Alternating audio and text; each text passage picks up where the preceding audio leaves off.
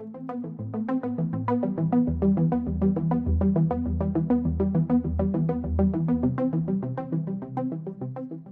respect to Mongolia, one of the great opportunities is that you have a situation in Mongolia where, without question, we are, as a global family of humanity,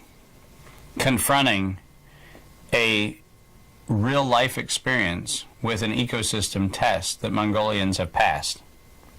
How do you live with scarcity of water? How do you live with scarcity of food? How do you live with scarcity of resources from the standpoint of our conventional view of resources? And something tells me that there are nomadic tribes who are going to become the knowledge keepers for how we deal with climate change, how we deal with the things that require management of desertification of resources. 35 years after the industrial green revolution of the Indian agriculture, now that land all over India is toxified with industrial fertilizers and chemicals and everything else, where you have a specter of mass starvation re-looming in India. In those kinds of situations, there's a high probability that wisdom that is derived from the communities who have lived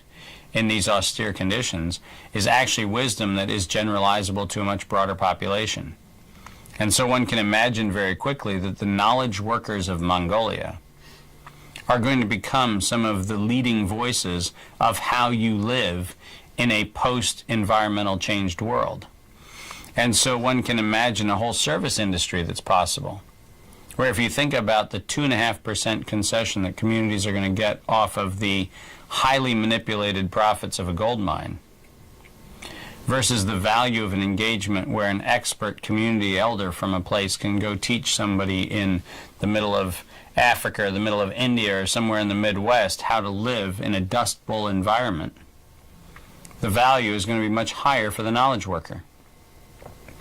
And what I hope to see come out of Mongolia is an engagement of communities where they actually are celebrating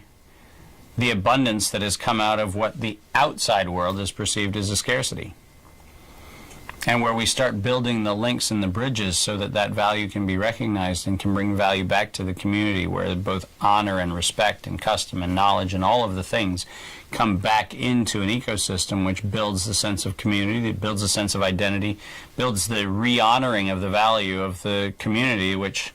was forced into slavery in 1217 and hasn't been released from slavery for the most part since.